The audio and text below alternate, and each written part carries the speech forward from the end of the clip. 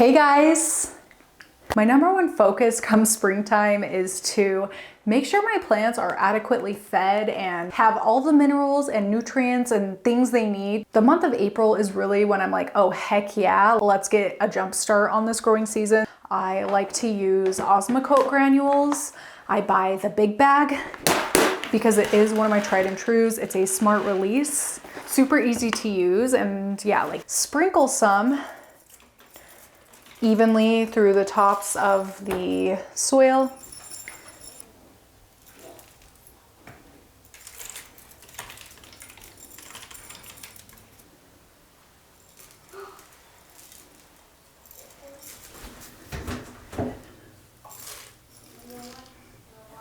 I used to really focus on pouring the Osmocote granules right around the stem or the base of the plant, but I've since had a realization that the roots take hold of the whole pot. So I need to sprinkle them evenly across the top of the whole pot so it can be like evenly distributed through the substrate, especially on my plants that have been potted in their planters for any prolonged amount of time.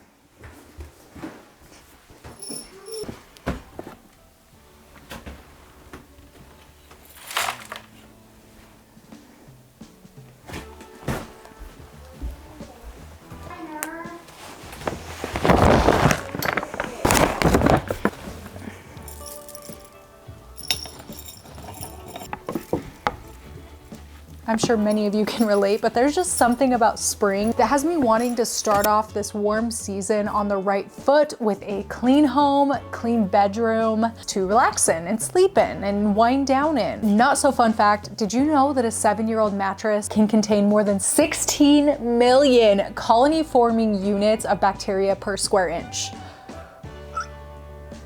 The best way to ensure that fresh sleep space is by updating that old mattress, which is why I'm super thankful that Helix is sponsoring this video. Helix Sleep provides premium mattresses and bedding that are customized to fit your individual sleep needs. The Helix lineup offers 20 unique mattresses to choose from, and they've just launched a variety of mattress toppers as well, so there really is a sleep solution for everyone. These toppers include the dual comfort mattress topper, perfect for couples who have different sleep preferences, an ergo aligned topper, great for those with lower back pain because it provides extra support around the midsection. And there are more options to choose from. Ryan and I have been sleeping on our Midnight Luxe mattress for almost going on 5 years now. It's just as comfortable now as it was then. Before we got our Helix mattress, we were sleeping on a very old, like 10-plus-year-old mattress.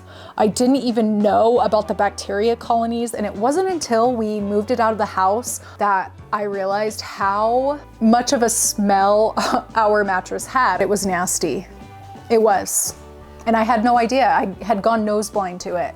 Not only was that old mattress smelly and nasty, but it wasn't great for Ryan and I to both sleep on because anytime one of us would roll over, the other could feel it. And I am a tosser turner. This mattress seems to absorb a lot more of my motion, so it doesn't like shake and move around as much, waking Ryan up every time I toss and turn, and vice versa. If you're nervous about ordering a mattress online, fear not. Helix offers a sleep quiz where you go and answer a few questions about your body type and sleep style, and they'll match you to what they feel is a perfect mattress for you. They ship it right to your door for free anywhere within the US. They also offer a 100-night sleep trial, so you get a little over 3 months to make sure that the mattress is the right fit for you. Helix is in the midst of their spring savings event where you can get 20% off site-wide. Head to my link, which will be down in the description box, as well as the pinned comment to take advantage of that 20% offer and let them know that you came from this video. It's very helpful for me and very helpful for my channel, so I really appreciate you taking the time to do that. Huge thank you to Helix for sponsoring today's video. Let's get back into the springy plant tips. Oh, this plant is extremely dry, so I'm gonna go ahead and water it. This one is getting a little bit thirsty and it's also dusty, which brings me to my second tip. Spray down dusty plants, okay? I like to use neem oil because it's a great preventative treatment and it also makes the leaves really, really shiny.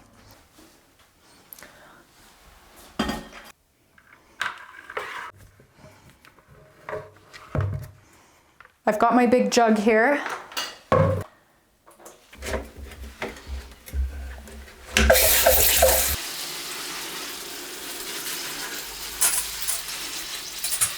Also, my Hoya globulosa longleaf is incredibly dusty. I'll also be spraying this plant.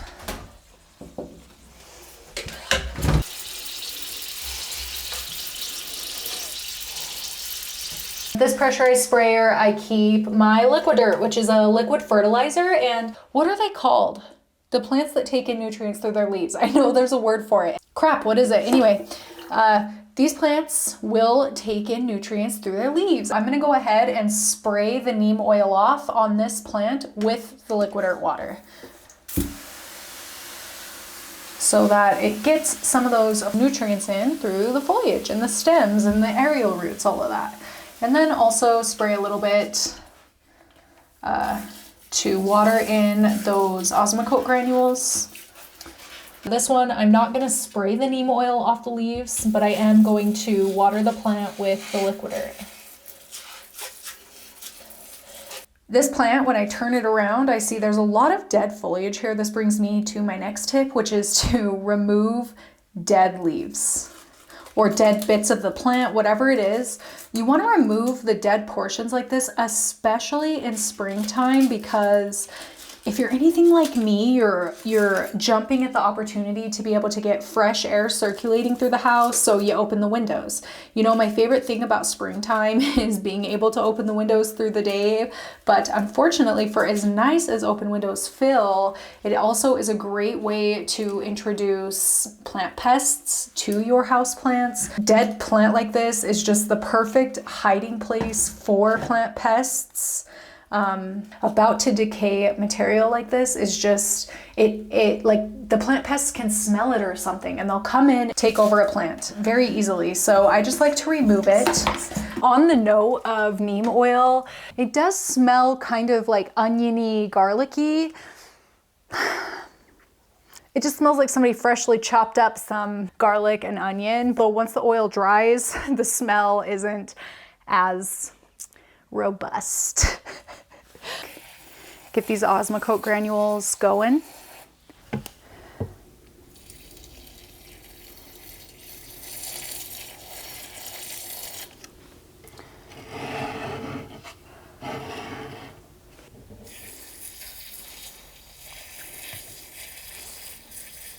On the topic of plant pests really rearing their ugly heads come springtime, I do like to preemptively treat a few of my plants with something more intense for my plants that do seem to develop pests pretty consistently.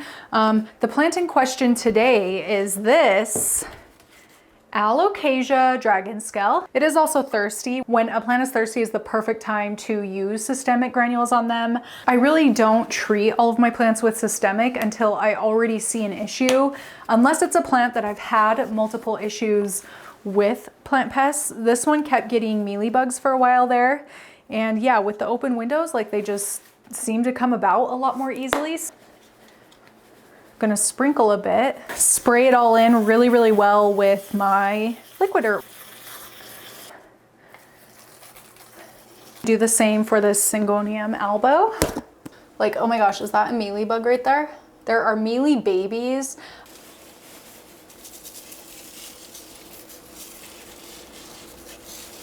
Yeah, I'm just gonna go ahead and treat it again because I am starting to see signs of some babies and we wanna nip that issue in the bud. Problem solved. Continuing on with the fertilizer, adding it again to every plant, which yeah, here, Aescananthus Thai Pink is finally in full bloom. This thing exceeded my expectations. I was expecting a few blooms this year, but not this many. And there were even more like a week ago. It's so exciting. As I'm going around doing this, this is kind of my starting point because I know it's something I want to do for every single one of my plants. And as I go through and do this and water them in, I'm going to do all these other little small things along the way to really optimize the spring growth. And one of those, of course, is to repot plants that really, really need it, such as this variegated Thanksgiving cactus, Schlumbergera. But first, I am going to go ahead and water it.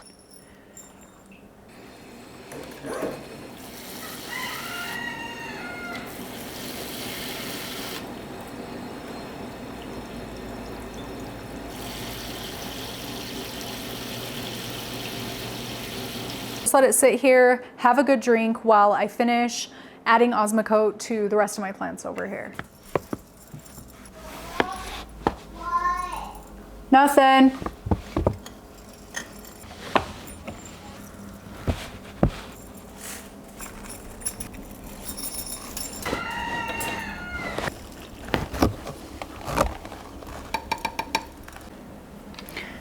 Looking up close at the top of this plant, it has eaten some of its substrate, which is something that seems to happen when plants have been potted in a particular planter for a really long time. This is definitely a very root-bound plant, but I just make sure to keep up on the watering. I water it all the time, so even though it's root-bound, I'm still able to keep up on the waterings. Anyway, it has definitely eaten a bunch of the soil. There's a solid 2 inches of empty pot at the top. A plant I've noticed that does this a lot, other than pothos, is ficus. Really, any ficus tends to eat soil. I think especially like ficus, what are they called? Fiddle leaf fig? I don't know the name. I guess I don't necessarily have to top it off like this. It'll help hold moisture in deeper down around the root system. So yeah, now I'm gonna water it. Of course.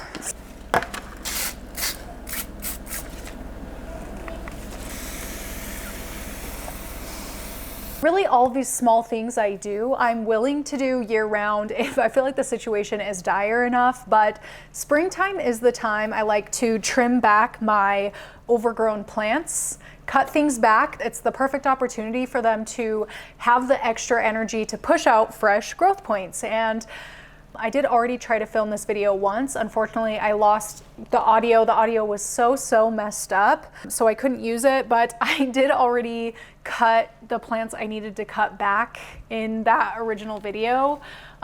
So for example, this golden pothos and that one we just topped off the substrate on, I cut both of them back because they were each growing along the floorboards, and as much as I love the look of that, it just was kind of getting in the way with vacuuming, sweeping, mopping the floors.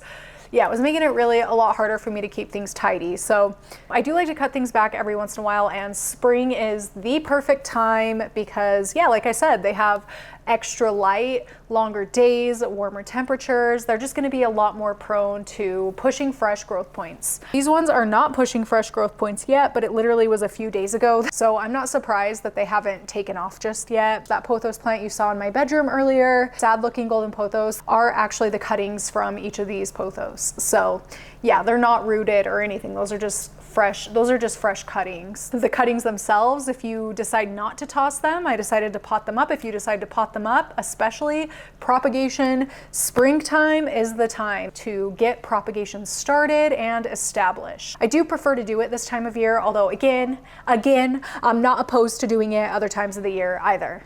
It's just not as easy and pain-free at other times.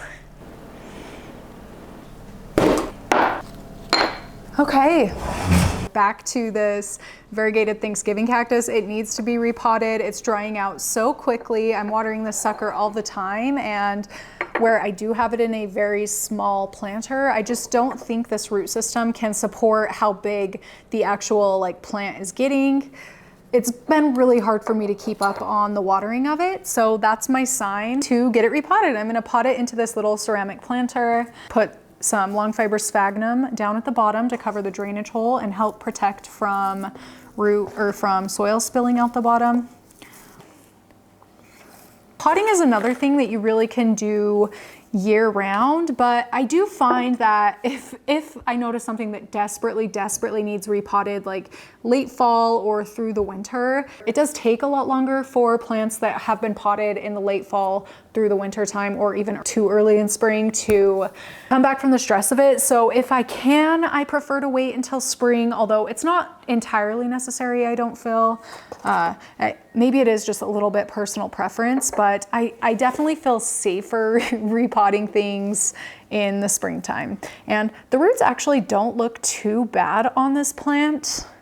They're not too compacted or anything, but It was a little bit top heavy for this. It was toppling over all the time. So yeah, it's just time. Spring is the perfect time to get things potted, and I do expect to see a lot of growth from this year. And I'm hoping that with this repot, right before the growing season, that I'll be able to see a couple of blooms next Thanksgiving time. I have a regular green Thanksgiving cactus, and that sucker, I need to repot it too, but I just haven't.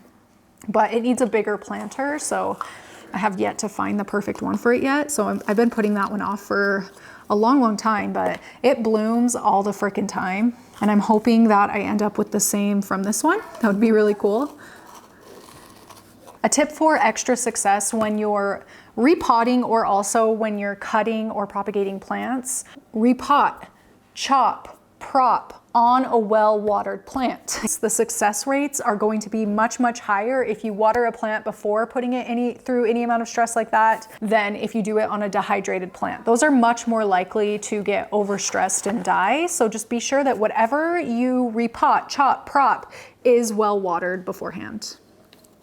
And also that it gets enough light, of course, which I think is a big reason why the springtime is the most ideal time to do something like this, because yeah, longer days, more photosynthesis, more energy, more success. Happier me. And happier plant, of course.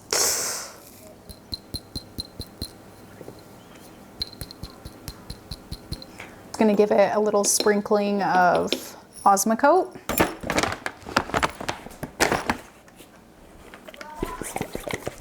And water it in.